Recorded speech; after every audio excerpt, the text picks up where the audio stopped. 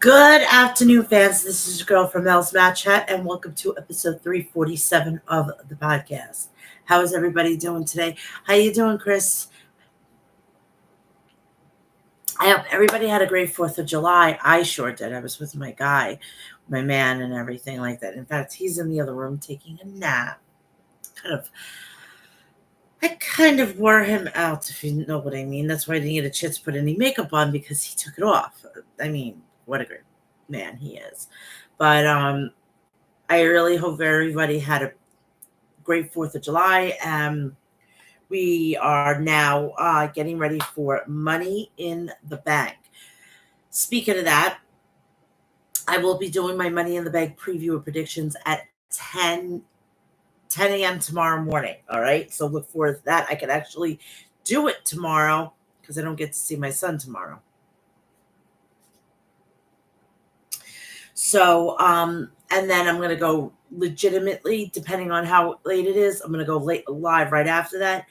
Sunday, I will be watching Heat Wave, but I'm not going to be covering it. I'm going to watch it, and that's basically about it. If there's any news, I will cover it on 348 this coming week. Speaking of all of that, please do me a favor, like, share, and subscribe. Turn on the bell for all notifications. So when I go live, upload a video, or do a short, you will know about it. I'm glad you had a great time, Chris. Also, please like, share. Please go follow me on my social media, which are Facebook, Threads, Instagram, X, Twitter, Cameo, and TikTok, all Mel'S Mat Chat. The other two are Snapchat and OnlyFans. So if you want to go follow me there, that is real Mel'S Mat Chat. Please do me a favor. Go check out the people over at Maestro Classics at maestroclassics.com. Visit their website for all your beard essentials. Please do me a favor. Go check out Liquid Death at liquiddeath.com and gear up and stockpile your arsenal for murdering your thirst. They have regular flavored, spring water, unflavored seltzer water, flavored seltzer water, iced tea, and sports pack. So you can turn any drink into a sports pack. They have righteous merch as well. So what are you going to do when your thirst is murdering you? You got to kill it. You got to kill it. You got to get it, and you got to kill it with Liquid Death. If you're a coffee aficionado just like I am, please do me a favor. Go check out the world's strongest coffee with the lowest acidic rate, which is Death Wish Coffee. Now, some people are already starting to celebrate Halloween. So before you know it, you're going to have the pumpkin spice going out of your mind. So what are you going to do? You're going to go and get the strongest pumpkin coffee known to man. So go check that out at deathwishcoffee.com. Now, if you support independent professional wrestling, please go do me a favor and go check out House of Glory. House of Glory is having their next event called High Intensity, and it's for July 26th. They have 2 mega matches. They have Swerve Strickland versus Amazing Red, and we have Zilla Fatu, another member of the Bloodline, versus Mike Santana for the HOG World Heavyweight Championship. Now, on August 17th, we're going to have East Coast versus West Coast, the Future Stars of Wrestling versus the House of Glory Superstars. And it will be taking place August 17th in Las Vegas. So both of those events, please do yourself a favor and get your tickets now at hogwrestling.net. And if you can't be there in person, go check them out on Thriller, and you can download the app. And it was formerly known as Fight. We're going to, on this one, we're going to just do Dynamite and SmackDown. Because Monday and tonight will be tomorrow for the preview and predictions. So it's going to be really short, and I'm going to get you in, I'm going to get you out, and I'm going to get you enjoying Friday afternoon very quickly. But we are going to start off with AEW because we have the Fallout show, which was freaking great.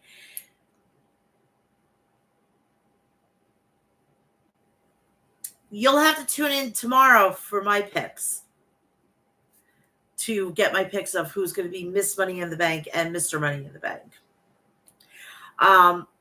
But people are claiming that AEW is back.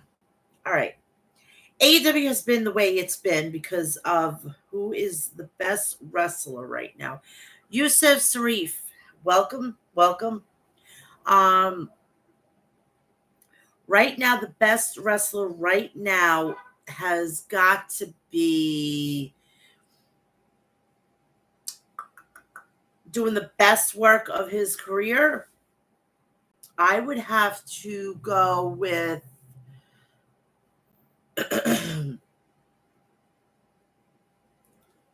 I'm going to say Cody Rhodes. He's put the time and he's overcame a lot. So I'm going to say Cody Rhodes. Of all time, I'm sorry, I will never fucking stray. Ric Flair is the best wrestler ever. Bar none. So we're going to do AEW. We're going to do the Fallout show, which was Dynamite. As I keep saying that, people saying that, oh, Dynamite's back and blah, blah, blah. AEW has never gone anywhere. It's just Tony Khan has been on a downward spiral that basically he's not a head booker anymore. He's not the head booker. Everybody else is the head booker. Give them creative control. That's what everybody wants. What you do with that is that you get their egos high, and then you are not going to be able to have a show that you've envisioned. And what that means is that when other people want to come in or they want to re-up their contracts, they're going to say, well, they got this one. They got creative control and whatnot. So I think that's a terrible idea. You can have input. You take the input and then you apply it to what you want, and it's a win-win situation. You give them creative control, 100% creative control. You have WCW. Look what they did with Hogan. And tell me when I'm telling lies. I'm not telling lies. This is what happens when you don't have a leader in a company, and it's sad. It is completely sad, and it's gonna. Which show do you like in AEW? Probably Dynamite. Dynamite is more consistent than the other two shows. Rampage, I watch it. I don't get anything out of it. Best wrestling promotion, AEW is the best wrestling promotion. No, I don't do that. I don't do that at all. The best promotion in professional wrestling is professional wrestling.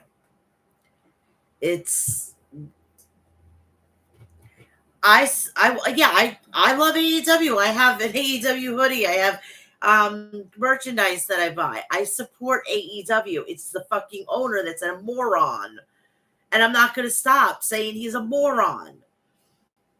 He's a fanboy first, then an owner. We need an owner, then a fanboy. Like Triple H, he's a businessman. He's running the business the way it's supposed to. Then he becomes a fanboy. And that's the difference between Triple H and Tony Khan. Tell me when I'm telling lies. But as I'm saying that Tony Khan needs to grow a set of balls and step up and say, you know what, this is bullshit. The attendance is down, the buys are down, the ratings are down. And him saying, oh, people would kill to have these ratings. Yeah, they would kill to have the ratings. No, they would they would kill to get better ratings. Oh, big time, 110%. WWE is so hot right now that they're back to square one, and it's like they're launching the promotion from the jump start. And that's not a good situation. You can't go 5 years and say, let's have a reset. You got to fucking keep on going. So it's just it's a mess all around, and I'm hoping that he actually gets somebody to go and sit in and actually run the company. And no, it's not Shane McMahon. And it's some yahoo, Stevie Richards, said, oh, he needs to sign Vince McMahon. Stevie Richards needs to fucking shut the fuck up, get the fuck off the podcast circuit, and do what he does best: kiss fucking Raven's ass.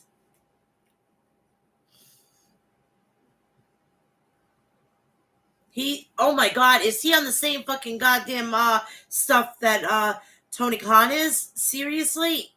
No joke. So this is how it's going to go. We're going to do AEW. We're going to do the Fallout show of the Forbidden Door. Then after that, we're going to do SmackDown from last week so I can get you prepared for tonight. Tomorrow, I'm doing the go-home show of Monday Night Raw and SmackDown for the preview and predictions, and you're going to get my picks for the Money in the Bank. Right afterward, depending on the time, I will be going live with the review. I won't be covering NXT because I don't watch NXT on Tuesdays. I only watch it very sparingly because I just don't have the time. I have other things. I have a relationship, and I go and touch grass or touch my man's cock, whatever the case may be. Yes. Hey, Alyssa, how you doing, sis? I love you. So we're gonna go and do the Fallout show from the Forbidden Door, and then we're gonna go into SmackDown, and then I'll get you out of here. Okay, let's get this started. Dynamite was coming from the Wintrust Arena in Chicago, Illinois, and boy, was those crowd a ruckus. We started off with Renee Paquette interviewed Daniel Garcia and Daddy Magic Matt Menard backstage. Garcia said he respected Will Ospreay, but Garcia promises on his mother's life that he isn't losing the match tonight. MJF walked onto the set with encouraging words with Garcia. Garcia said he wanted to ask MJF one question about Wembley, and MJF told him just focus on tonight's match against Ospreay. MJF, I would like to ask you one question about your match tonight. Can I be in your corner? Garcia fist pumped MJF and said, see you out there. Two New Yorkers, of course. Matt Menard told MJF he thought MJF was full of it, but after everything MJF has done, Daniel Garcia, in the past few weeks, you're all right with me. And Menard shook MJF's hand.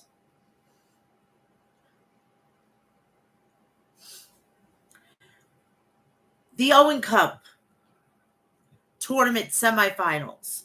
The American Dragon, Bryan Danielson versus Pac, the Bastard Pac. Sorry. Danielson used a side headlock takeover on Pac. They got to their feet and locked up in the test of strength. Danielson applied a wrist lock and then used an arm breaker on Pac. Pac took down Danielson with a drop kick. The arena was packed with dueling chants from fans for both competitors. Pac and Danielson traded chops and blistering one another with chests. Both men. Hold on.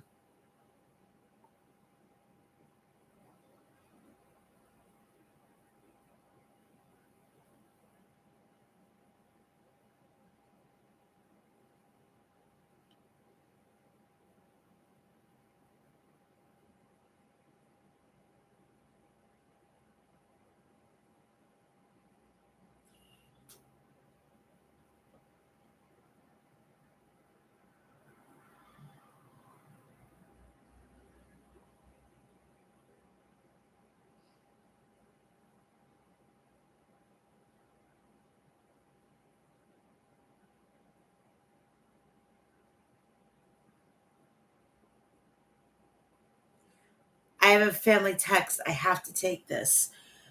Alyssa, hope you don't they have Cody? I hope not either.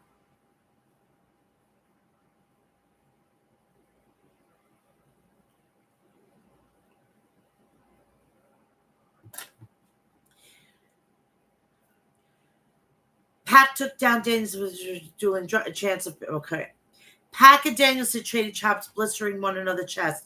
Both men had the same idea and collided in the ring with a running cross-body press. Danielson walloped Pac with a European uppercut, but Pac answered with vicious forearms and then pump kick. Pac wiped out Danielson with a moonsault and then quickly applied the brutalizer. Danielson manages to reach the ropes with his boot, forcing the ref to break the hold. Pac tried for a German suplex, but Danielson landed on his feet and followed up with a roundhouse kick to Pac, buying Danielson some time to recover. Danielson tried for a sliding drop kick, but Pac avoided it. Danielson jumped off the apron with a diving knee strike to Pac on the arena floor. Danielson charged at Pac, but Pac caught Danielson with a thrust kick. Pac jumped off the barricade and connected with a diving elbow. Pac hit a second elbow drop, this time springboard off the rope onto Danielson. Pac drilled Danielson with a tombstone pile driver for a near fall. Danielson grabbed Pac with a label lock out of nowhere, grounding Pac on the mat. Pac reached the ropes and forced the ref Paul Turner to break up the submission attempt. Danielson climbed to the top turnbuckle, but Pac made a desperate lunge to sweep out the legs of Danielson. Pac climbed to the top and blasted Bryan with an avalanche brainbuster for a near fall. How the hell did he kick out of that, said Taz. Pac ascended the top and went for a black arrow, but Danielson dodged it. Danielson clobbered Pac with a running knee strike. Danielson went to cover Pac, but Pac transitioned into a brutalizer. Danielson escaped with the label lock. Pac countered by rolling up Danielson, but Danielson reversed it and pinned Pac. You hear about a game of inches. That was the game of millimeters. Bryan Danielson earned the spot in the finals next week, said Excalibur. I think he is not going to win this, and it's going to be somebody else. And out of that whole situation, he's going to get his match at All In.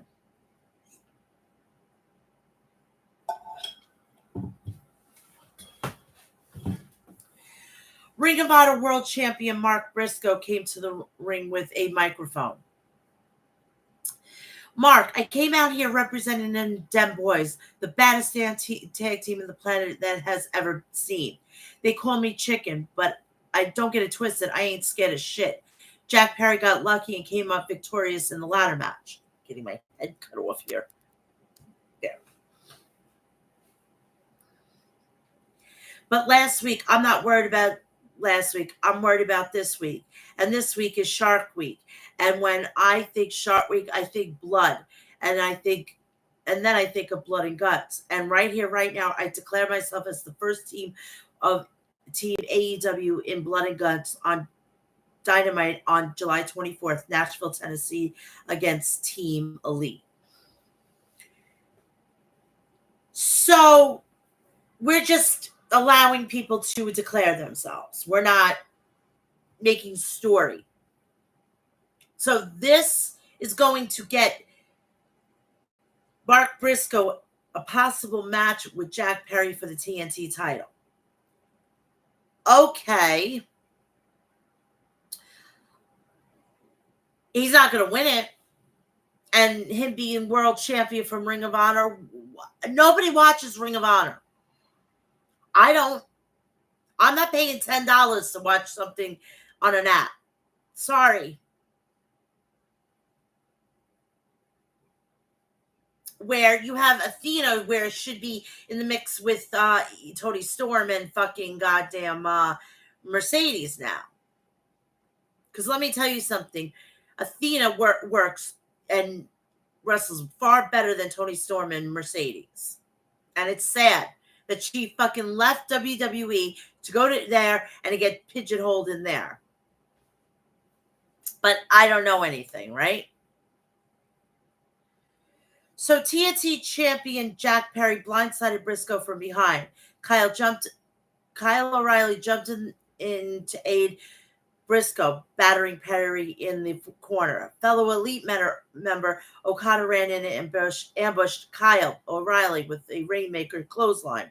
The Young Bucks joined Okada and Perry in the ring and blasted Briscoe with an EVP trigger. The Acclaim and Billy Gunn sprinted to the ring, and the Elite scattered from the ring. What I could see of who could possibly be in Blood and Guts, I am not excited for. I'm totally not. What they did with Anarchy in the arena was a lot better than what they're going to do in Blood and Guts. And I'm sorry, but that match should not be fucking on free TV. That's just me. Renee Paquette was backstage to interview AEW Women's World Champion Toni Storm and Mariah May. They were accompanied by Luther and Luther the Butler. Renee asked Mariah May about facing her Hikaru Shida this Friday on Rampage in the semifinals of the Owen Cup Women's Tournament. Toni, you need to remember one thing. You are Mariah May and you have me in your corner. There's not a damn thing that can stop you. Let's just say Mariah May is going to win the Owen Cup tournament without saying that she's going to win the Owen Cup tournament. I mean, come on. It's like just plain as day. Alyssa, do you agree with Solo? Oh, Solo is not ready to be on his own. He still needs to be the enforcer. And when Roman comes back, and I've been saying this for weeks, as soon as his father died, he became the biggest babyface in all of professional wrestling, okay? Not just WWE, but all of professional wrestling. How are you going to fucking boo him when he comes back? And I can guarantee you that Cody is going to be enlisted by Roman Reigns, and you could imagine you're going to have Roman Reigns and Cody Rhodes on the same page. They're going to be running WWE, and if you're not liking it, wait a second. If you hate it, you're going to learn to love it.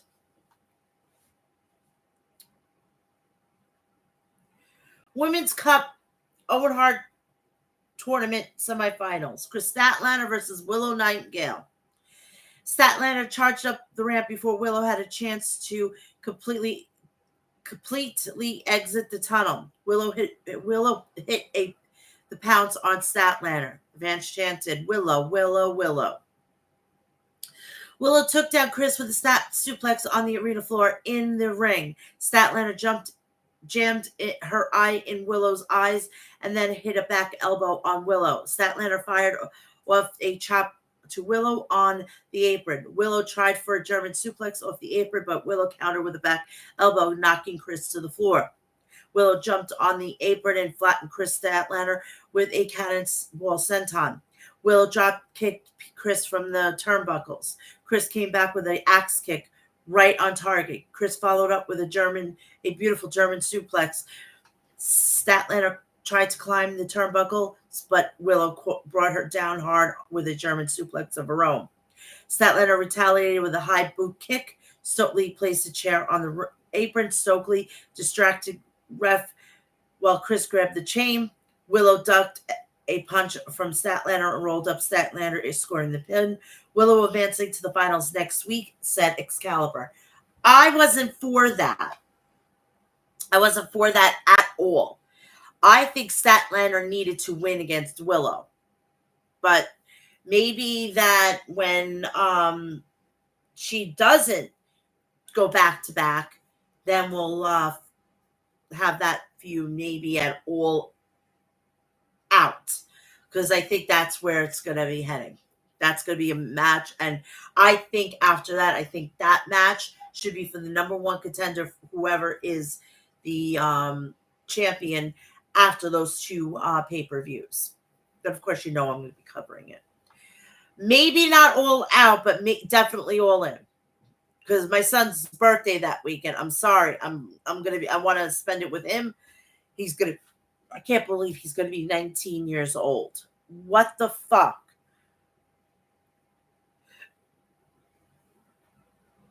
Tony Schiavone interviewing. I've done this in a while, all right? Can we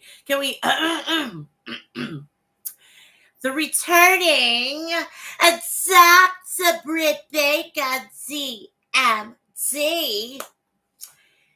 In the ring, the fans chanted, "Welcome back, welcome back." Britt, damn, I missed you guys. I'm going to talk about three things that we all have: a past, present, and future. Our past is a lesson. Our present is a gift. Our future is our motivation. For the past 10 months, I'm sure a lot of you have been wondering where's Britt? The answer given was she's injured. Yeah, but it takes more than that to keep me away because she's been injured. She's had her nose broken and everything like that. So it was a little bit more complicated. Every time I looked in the mirror and said, "I'm good," until one day I wasn't good. The room was spitting. My arm was numb. My entire right side stopped working. I spent a week in the hospital with TIA. It's called a mini stroke. And I looked in the mirror and said, "Britt, you're not good." I told Tony I needed to stay home, get good. And Tony Khan agreed. Let's jump to the present. I'm here. I'm good. I'm cleared. Sunday night, when I needed all elite wrestling, when I needed all of you, you welcome me back with open arms and DMD chants. And for that, I will always, always be in your corner because at the end of the day, I'm one of you. Let's go to the future, which is your motivation. When you're going through a hard time, go through that shit because when you do, it makes you feel better when you get to the other side because we all pose the impulse to be elite. And speaking of elite, I have to bring this up. I heard we have a new female face. I heard we have a new female face of All Elite Wrestling. It must be rewarding for her to call herself after shedding blood, sweat, and tears and the building this place up from the ground up. It must feel great for her, right? And CEO, I'm sure she studied so hard to earn those three letters. I don't think we need piped in music to tell our new friend that the only three letters that matter in this company are DMD. TBS champion and new NJPW Strong Women's champion, the CEO Mercedes Monet pulled up outside in the arena in an SUV with a horn honking, interrupting the interview. The Bucks greeted Mercedes and she said she was a CEO they would get behind. They told Mercedes that her double championship celebration was ready to go. So coincidentally, we have that next. Apparently, the championship celebration is going to begin with Britt Baker still in the ring, said Excalibur. That is so disrespectful to returning Dr. Britt Baker, added Taz. Mercedes entered the ring with her belts, but Britt didn't budge. Mercedes, oops, Britt, did I interrupt something? Because Chicago, it's time to celebrate your double champion, Mercedes Monet. Britt, I get it. Outshine your moment at Forbidden Door, so now you're trying to outshine now. Mercedes, Britt, what Britt, what you did was irrelevant. Unlike you, I want you to get a real good look what a real star looks like. Britt, All In, Mercedes. I wrestled at the first All In right here in Chicago. I was the first female to go all in for AEW by signing that contract. I wrestled at All in London last year. You broke your ass, sat in the stands. So I want to face you at All In. Mercedes, Britt, I'm never broke. I stay rich. And since I am double champion, there's a long list of girls are waiting in line, so you need to get in the back of the line, bitch. Britt, what line? Mercedes, I see you're a fan, so you know what I'm going to say. Next, there's a price to pay when you mess with Mercedes Monet. Sweetheart, Mercedes, I want to let you in on a little fucking secret. You got your ass handed to you by Stephanie on fucking Sunday. And you sucked. The only reason why you're double champion is because of who you are.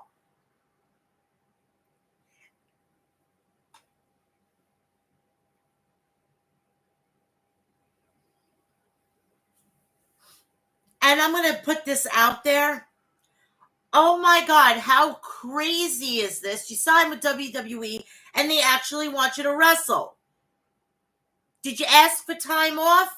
Did you ask for a sabbatical? Did you do no, because you wanted to do a fucking movie, not a movie, a fucking TV show, and you thought you could do both. Your fucking goddamn first priority was WWE, not fucking Star Wars, the Mandalorian.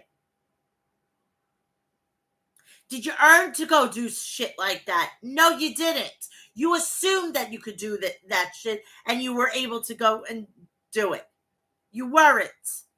Because you're not who are like the levels of Cody Rhodes, Roman Reigns, John Cena, Randy Orton, The Miz. You're not on that level yet. That's why. Now, maybe if you were under Triple H tutelage like you were in NXT, and please tell me you weren't fucking successful in NXT because I'll call you a bull-faced bitch liar. Because you are a bull-faced bitch liar then. If you were in WWE now, maybe you would have been able to go and do something like that. But for you to get fucking entitlement syndrome, no thank you, bitch. And I want you to fucking goddamn cut this and send it to her. Because I will have no fucking problem telling that fucking entitled bitch off. She's a great wrestler, but she's got a shitty attitude. She may be from Boston. I'm from Long Island, bitch. We are Long Island strong. Renee Paquette was backstage to interview AEW International Champion Will Ospreay ahead of his match tonight. Will was accompanied by Kyle Fletcher. Don Callis interrupted the interview before Will was able to answer one question. Will asked Renee to give him a Callis minute. Will, I told Callis it was Callis's fault, and he knows Don will tell Will that he should have hit the Tiger Driver, but Will isn't that guy anymore. Will said he wanted out of the Don Callis family for good. Callis, I'm not normally in the habit of letting people of sign agreements with me, but I'm proud of what you have done. I'm happy for you. I'm happy to do you the favor. And maybe one day I ask you for a favor, okay?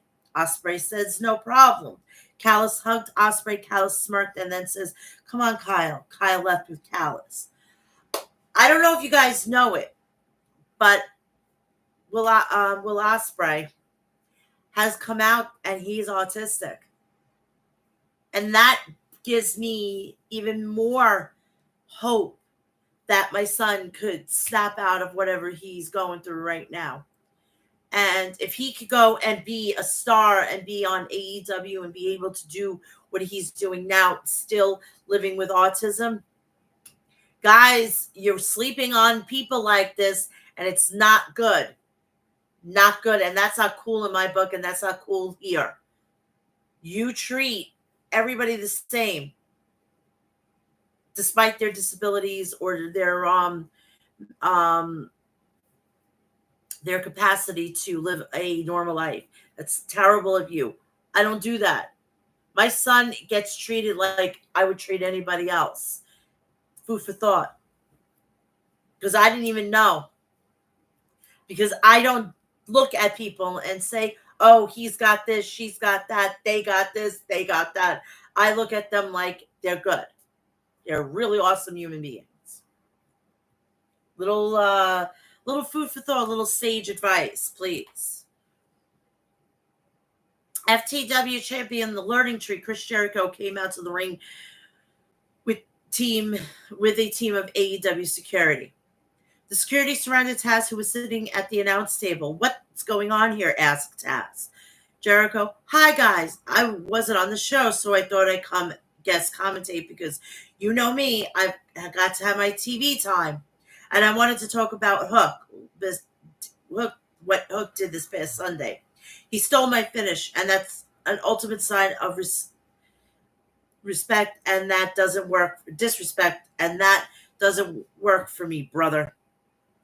Even worse, Taz, who's supposed to be an unbiased opinion, instead he was standing and clapping like a mark for Hook. And that's why I spoke to Nicholas and Matthew Jackson, because I am a color commentary. I'm doing color commentary.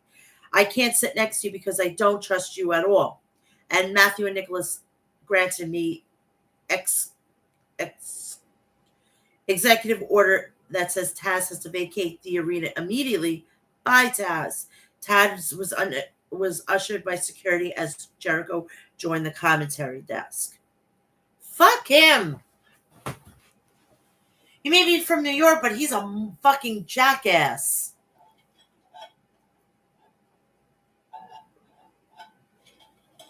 God, I am so thirsty right now. Cage of Agony. Brian Cage, Tola Leona, and Bishop Khan versus Samoa Joe, Katsuri Shibata, and Hook.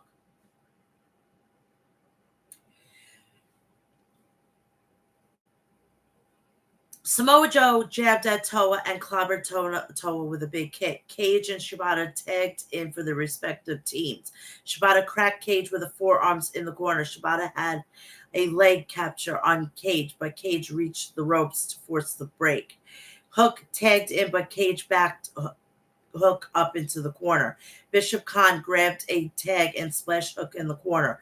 Hook took Khan off his feet with a lariat. Hook ate an uppercut from Toa, and then Bishop Khan stunned Hook with a gutbuster for a near fall. Samoa Joe jumped into the ring, but Toa wiped out Samoa Joe with a shoulder tackle. Hook spiked Cage with a DDT. Samoa Joe got to his feet and cleaned house on Cage of Agony. Shibata and Hook double suplex Toa, and Joe followed up with a senton. Cage and the Cage of Agony were choked out and submitted by Hook, Shibata, and Samoa Joe, simultaneously picking up the victory. Chris Jericho distracted Samoa Joe, Hook, and Shibata, while Redwood, Big Bill, and Bad Apple Brian Keith blinded them with chair shots from behind. Brian Keith tried to injure Shibata's arm, smashing it with a steel chair. Big Bill clocked Samoa Joe in the back with a steel chair. Chris Jericho KO'd hooked with a brass knuckles to the head. They set up the table in the ring. Big Bill chokeslam Hook through the table. Hook has been completely wiped out, said Taz. And we all know that was going to happen. Come on. Men's Cup for the Owen Hart Cup. Quarterfinal. Last Outlaw, Jeff Jarrett versus EVP Wildcard. And it was Hangman Adam Page. Basically, it's going to be Mariah May and Adam Page at All In. And we're going to have another installment with Swerve and Page. We have not seen Hangman Adam Page since March of this year.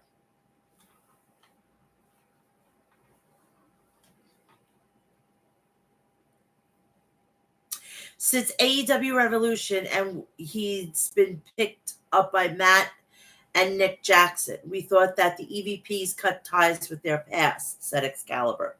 Page booted Jarrett in the head and hammered down with rabid punches. Those are cheap shots, said Excalibur. Page clocked Jarrett with a vicious lariat. Page followed up with a fallaway slam. Page powerbombed Jarrett onto the edge of the ring apron.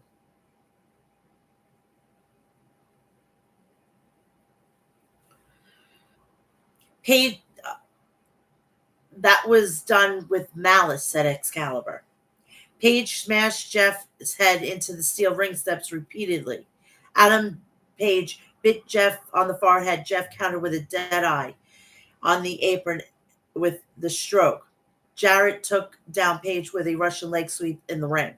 Jeff rocked Page with a Owen Hart style kick to the face. Jarrett countered with another dead eye attempt, but Page backed up Jarrett with a right hand. Page finally landed the dead eye on Jarrett, but Page didn't cover Jarrett for the pin.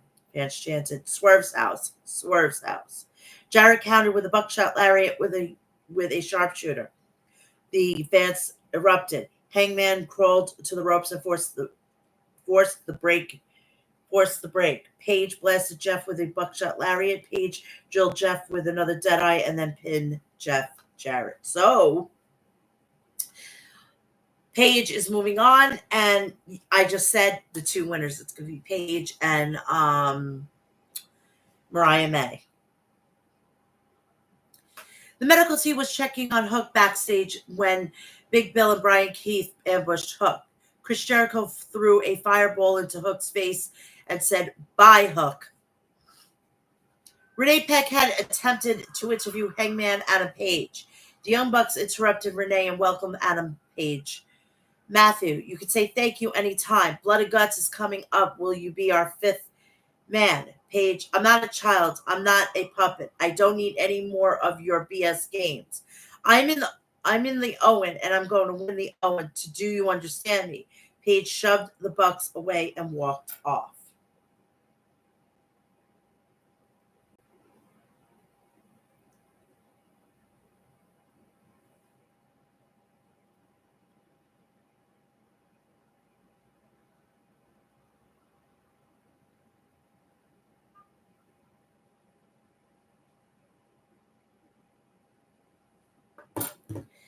We have the International Championship match, the Aerial Assassin, Will Ospreay versus Daniel Garcia.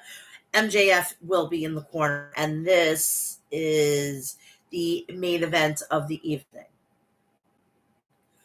Ospreay knocked Garcia to the mat with a massive drop. Garcia got right back up and a hip toss. Ospreay hip tossed Ospreay.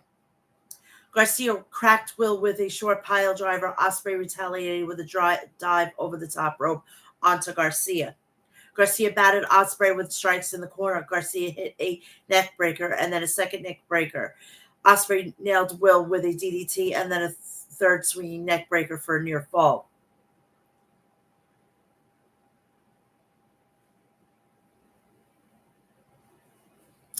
Garcia battered Ospreay with strikes in the corner. Garcia hit a neck breaker and then a second neck breaker. Ospreay nailed Will with a DDT and then her third swinging neck breaker for a near fall. Ospreay taunted Garcia, offering him an open shot. Garcia hit a side suplex. Ospreay came back with a Spanish fly for a near fall. Garcia countered with a stormbreaker, planting Ospreay on the crown of his head. I don't like when they hit people in the head. It's not my thing, and especially with concussions in this day and age. I've had a couple of concussions when I was younger, and I'm very, very, very sensitive to that.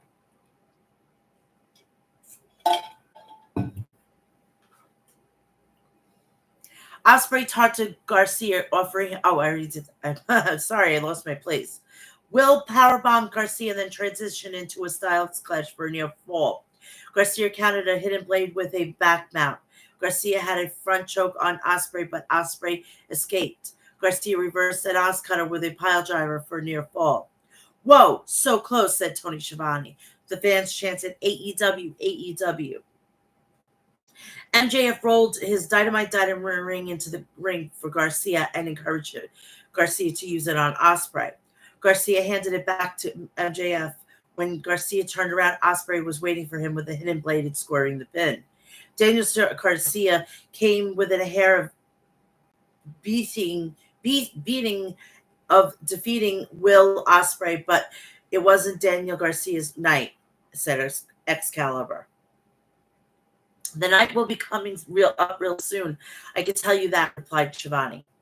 Ospreay consoled Garcia after the match before walking away. MJF said, "That was on me, Danny, which had nothing to do with you." and held up Garcia's hand. MJF hugged Garcia, but after he then kicked him with a low blow. MJF put his diamond ring on his fist, and he was about to strike Garcia when Matt Menard jumped onto the ring apron. MJF decked Daddy Magic. Garcia got to his feet, and MJF cracked Garcia in the head. I knew it! MJF, no good, and he never was. He's got a lot of explaining to do when he opens up Collision on Saturday, said Shivani. MJF left Garcia in a bloody mess, hammering him with repeated strikes using the dynamite diamond ring. MJF picked up Garcia and nailed Garcia with a pile driver off the second turnbuckle. Christopher Daniels screamed, "What did you do? Why did you do that?" Will Ospreay sprinted to the back to the ring, and MJF retreated. "Run away, you coward," said Tony Schiavone. Daniels Garcia was carried out on a stretcher as a concerned Will Ospreay looked on. "This has gone beyond the ring. We'll handle it," Will assured Christopher Daniels. So Collision will be coming from the Landers Center in South Haven, Mississippi, I think. And Dynamite next week will be coming from the Calgary Stampede Saddle Dome in Calgary, Alberta. So they're doing small. So that's a step in the right direction. Instead of doing the bigger ones, and you can't even fill it. So I'm pretty happy about that.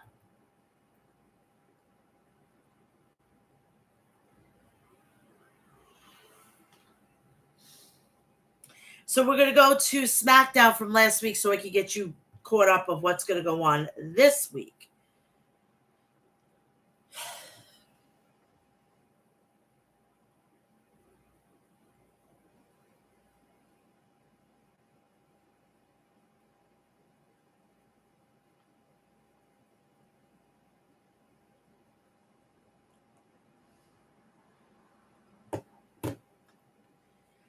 SmackDown's lineup. We started off. We're gonna have the women's Money in the Bank threat qualifying match. Candice LeRae, Jade Cargill, and Tiffany Stratton. Another one was Naomi Belair, Blair Davenport, and Indy Hartwell. Men's qualifying. LA Knight, Logan Paul, and Santos Escobar. We have Cody Rhodes and the Bloodline Acknowledgement Ceremony. Now, I want to touch on that one.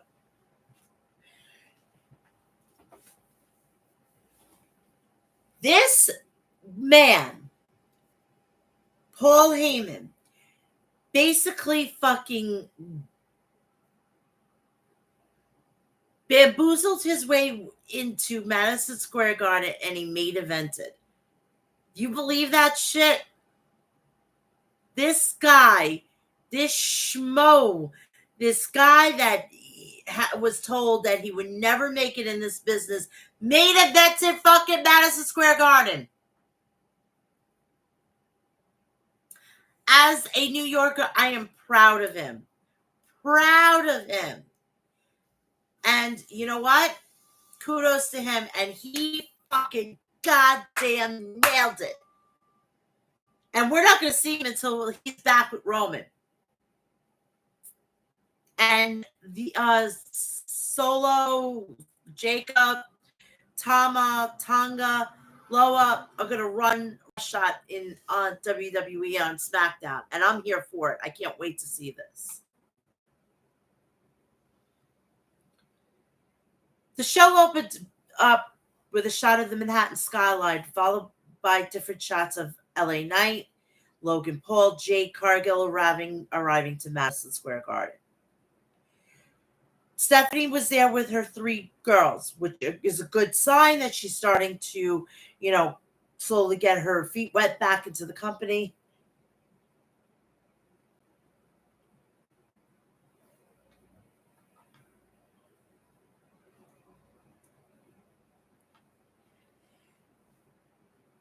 So, they are basically, that's a little too low, sorry. But they are slowly getting her back into it, and I'm loving every fucking minute of it. I love Stephanie. Stephanie, I am telling you, Stephanie is my girl. with what she plays on television. She's my girl. I love her. I love her so, so much.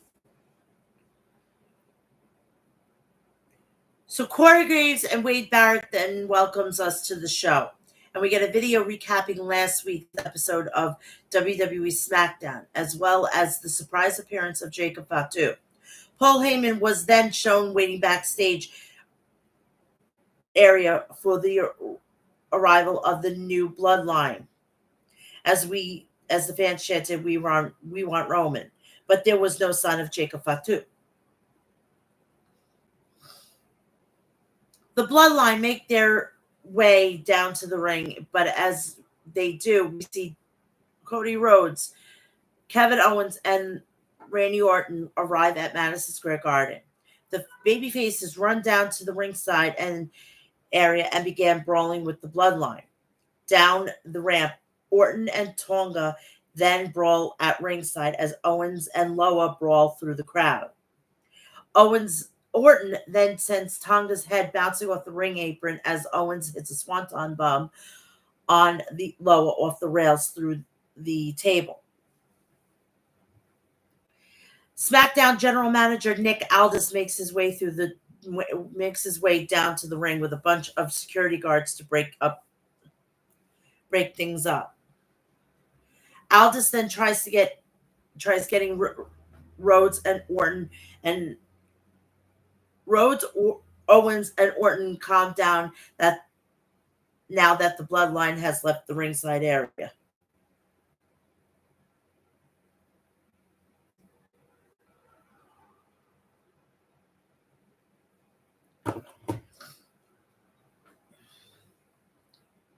A security guard then slides in the ring, but Orton hits an RKO on him. Other security guards get in the ring, but Owens and Orton clear the ring. Owens then hits a stunner on one of them, and Orton follows it up with a stunner. Aldis then storms to the back, and Rhodes hits a crossroads on the other security guard.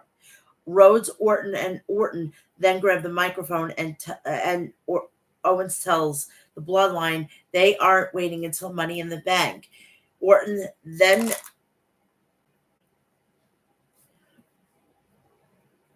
says Rhodes and Owens will put the bloodline down for good at Money in the Bank. And Rhodes then says the bloodline looks at him, Owens and Orton in the ring. They see 3 victims. Rhodes then talks about Orton and Owens' accomplishments in the WWE and says he should be defending his undisputed WWE championship in Madison Square Garden instead of fighting a war with the bloodline. He thought he finished it at WrestleMania 40. Aldis then returns to the ringside, but this time with referees and NYPD officers. Rhodes then sends a message to Solo Sikoa and says he doesn't see a tribal chief in him, but rather a seat filler, before he makes his way back to the back with Owens and Orton as they are escorted by police to the end to end the segment. We then head to the back where Kayla Braxton, which was her last night, so I wish her great on her future projects, her future endeavors. Kayla Braxton tries to ask Nick Aldis about everything that just happened, but she was snubbed as Rhodes, and Orton were led back to their vehicles by the police officers to leave the arena. I thought they were going to arrest them.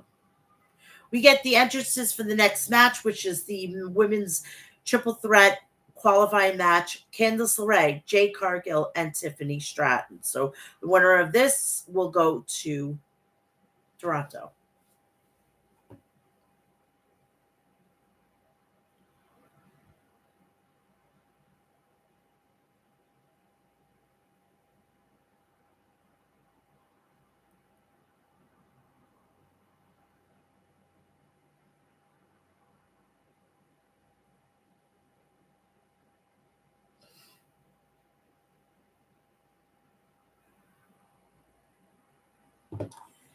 So the match starts off with Cargill wasting no time in delivering some strikes on Stratton and LeRae. Stratton then hits a drop kick on Cargill's leg, and LeRae follows it up with a step up senton. Both women hit a double suplex on Cargill and deliver some stomps on her. Then look to hit a second double suplex. Cargill then escapes and nails them both with a double clothesline, and then hits a backbreaker, and then sends Stratton crashing into the mat face first before nailing her with a super kick and sending LeRae on top of Stratton on the outside. Nia Jax makes her way down to the ring and stares down Cargill, but Bianca Belair makes her way down to the ring next, and the two begin yelling at each other. LeRae and hits a tornado DDT on Stratton off Cargill and pins her. Cargill then breaks the fall, and Stratton hits an Alabama slam on LeRae in the corner. Stratton then hits a handspring back elbow on Cargill and looks to hit one on LeRae, but LeRae avoids it. Cargill then hits a spinebuster on LeRae, but Stratton follows up with a dropkick on Cargill. LeRae then hits and delivers some right hands and left hands on Stratton and Cargill, but Cargill sends Stratton and LeRae crashing onto the opposite corners. Stratton then sends Cargill crashing to the outside, and Jax taunts her. Belair then gets Jack's face, and the referee slides out of the ring. Indy Hartwell takes advantage and sends Cargill crashing into the ring post, but Belair chases her to the back. LeRae then looks to take advantage and hit a springboard moonsault on Stratton, but Stratton gets her knees up and hits the prettiest moonsault ever to win, and she moves on.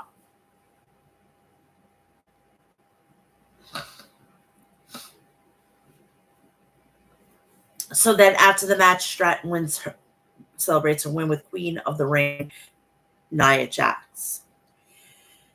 We head to the back where we see Naomi and Women's World Champion Bayley. So they're talking to one another. Both men complained about how annoying Tiffany Stratton is and how Naomi might have to cash in on Bayley after she wins Money in the Bank. Blair Davenport then enters and says they were cute talking about her fictional situation. Davenport then says she will defeat Naomi to qualify for the Money in the Bank. Later, Bayley then thought about attacking Davenport, but Naomi stops her, says she will take care of Blair later.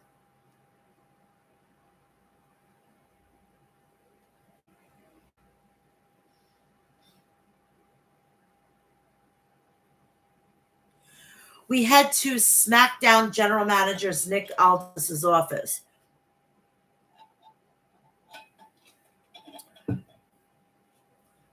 Approach him with different requests, including Minchin asking about a rematch against Nia Jax, Aldis saying that he would take it under consideration. The Street Profits and BFAB were looking to get their hands on the Bloodline. Pretty Deadly then interrupts to announce that they will be debuting a musical before Montez Ford pitches a tag team match between the Profits and Pretty Deadly for later tonight. Aldis makes it official.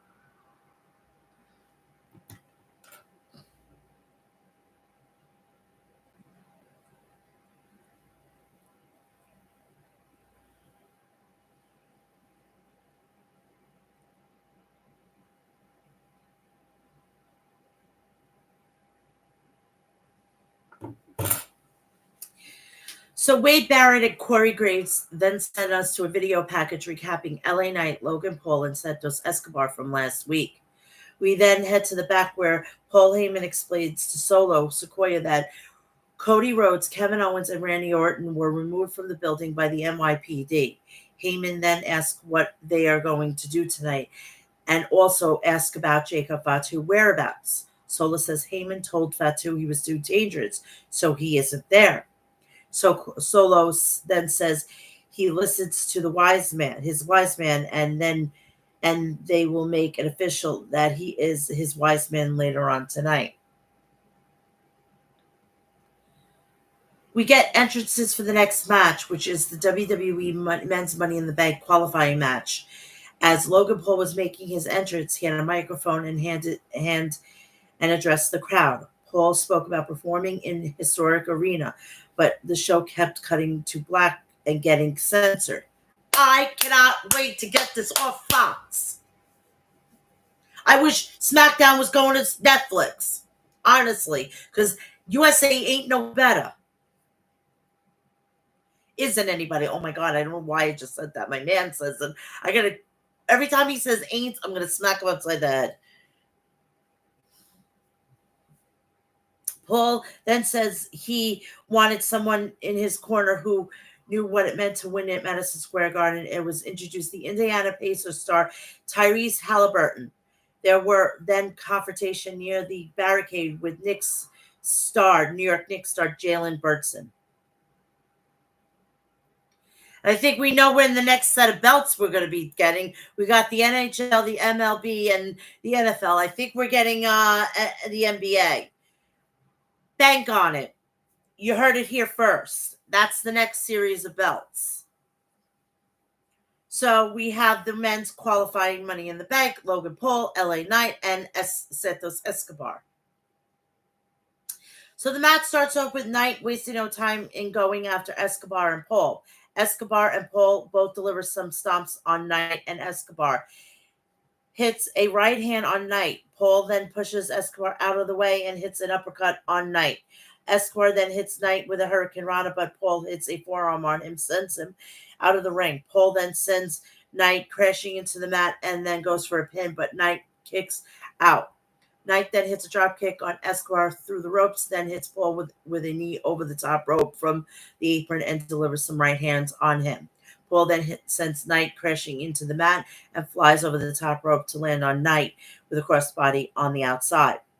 Escobar hits Paul with a tope suicida. Knight then says Paul's head bouncing off the announce desk repeatedly. Escobar then gets Knight back in the ring and charges at him. But Knight sees him coming and gets up on his shoulders.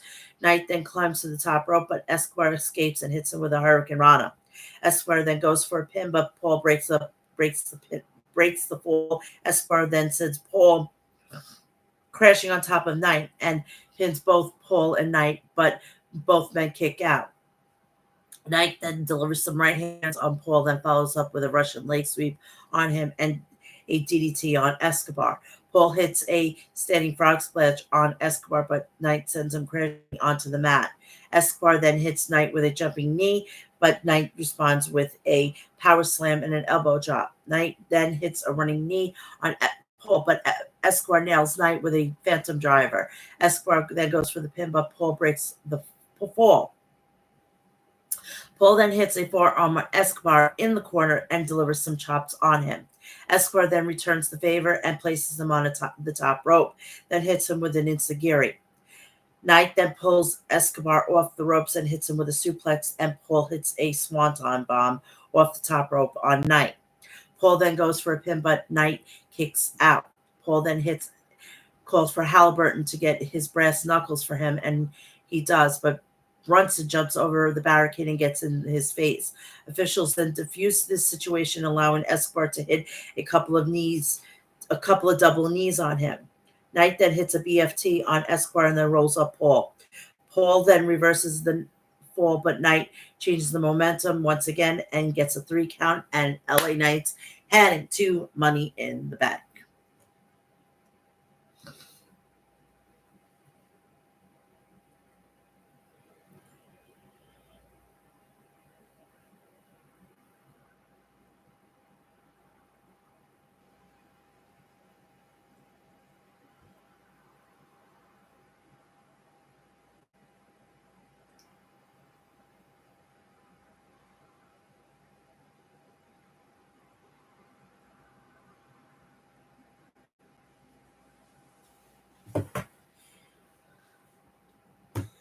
After the match, Paul and Halliburton circle Knight as Halliburton has the brass knucks.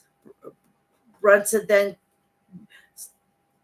then slides in the ring with a chair in hand, and Paul and Halliburton back down as Knight and Brunson celebrate. I have a feeling we're going to get something at SummerSlam for this. I don't know. I don't know at all. Baron Corbin and Apollo Crews were then showed watching at ringside as they laughed at Escobar's loss. Carmelo Hayes then appears.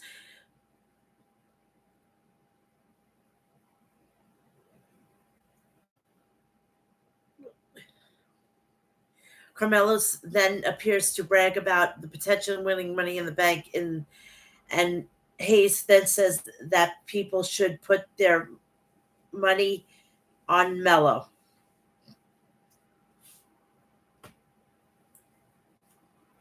Wade Barron and Corey Graves then sends us to the tribute video on Sequoia on Hawaii following his unfortunate passing this week. We get a promo from Andrade where he says that winning Money in the Bank was his destiny.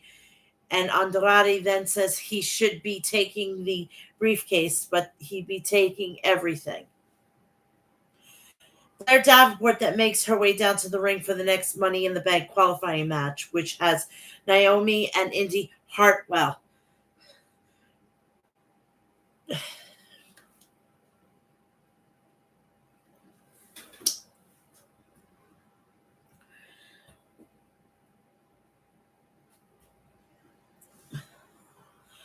So the match starts off with Naomi hitting a double drop kick on both Davenport and Hartwell. Hartwell and Davenport then overpower Naomi, but Naomi looks to hit a crossbody on them. Davenport and Hartwell then catch Naomi and sends her crashing into the mat before Davenport rolls up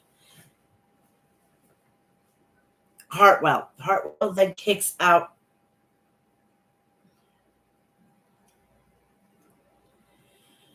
and gets Davenport's face. Then hits a power bomb on Naomi. All three women then end up on the outside, and Davenport sends Hartwell crashing over the ring steps. Davenport then uses them to hit a double stomp on Hartwell. Naomi then hits a kick on Davenport and follows up with a neck breaker on Hartwell as Hartwell hits a DDT on Davenport. Naomi climbs to the top and hits a double crossbody on Davenport and Hartwell. Naomi hits a neck breaker on Hartwell and split-legged drop on Hartwell and Davenport. Naomi then delivers some forearms on Davenport and Hartwell in the opposite corner, but Hartwell hits Naomi and Davenport with a couple of spine busters and pin them both. Both women then kick out. Naomi then hits a split-legged moonsault on Hartwell out of the corner, but Davenport hits Naomi within a Falcon Arrow, then goes for a pin. Hartwell then breaks the fall before all three women exchange forearms with each other. Davenport then hits a kick on Naomi, but Hartwell hits her with a big boot. Davenport then sends Naomi crashing into the corner's face. But Naomi looked to hit a split-legged moonsault on Davenport. Davenport then rolls out of the way, but Hartwell sends Davenport crashing into the ring step shoulder first and sends Naomi crashing into the barricade. Jay Cargill then appears at ringside and sends Hartwell crashing into the ring post as payback for costing her the match. Cargill then gets Hartwell back in the ring where Naomi hits her with her finisher for the win, and Naomi's going to Money in the Bank.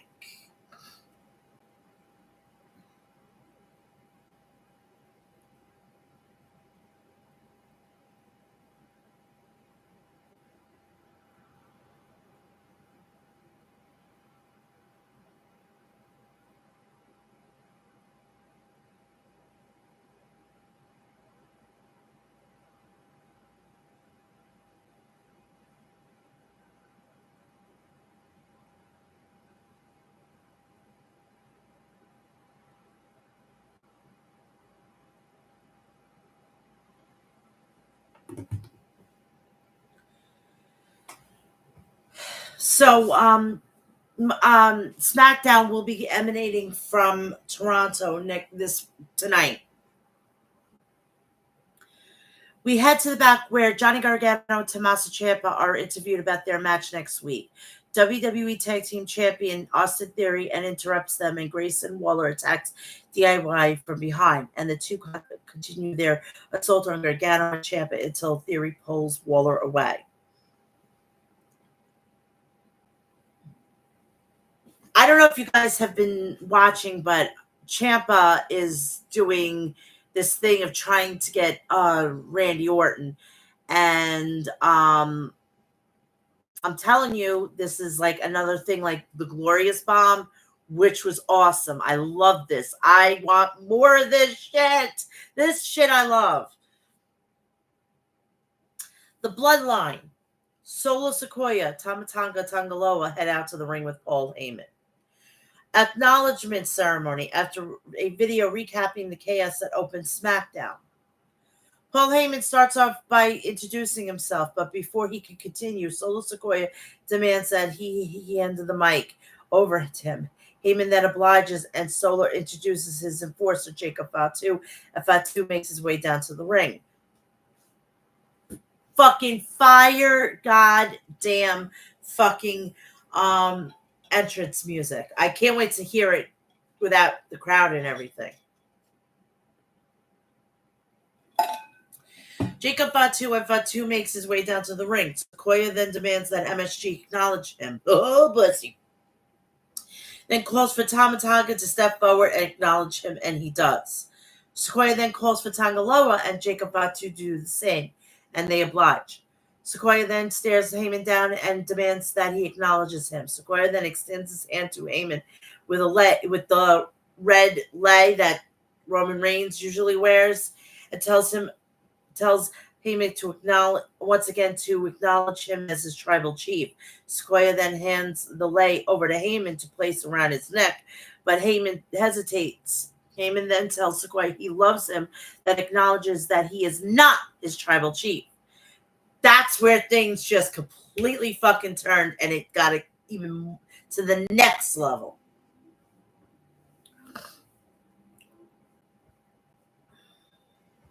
Sikoa then hits Heyman with a Samoan spike, then calls for Fatu to climb to the top. Fatu then does as he's told, and he hits his diving headbutt on Heyman.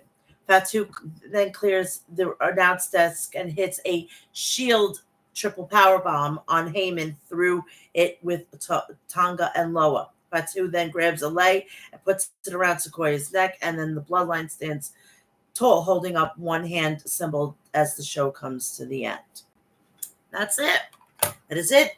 Less than an hour and a half, and that's what I like. So, tomorrow, 10 o'clock, preview and predictions. Then hopefully right after the pay-per-view, I can go live with the review.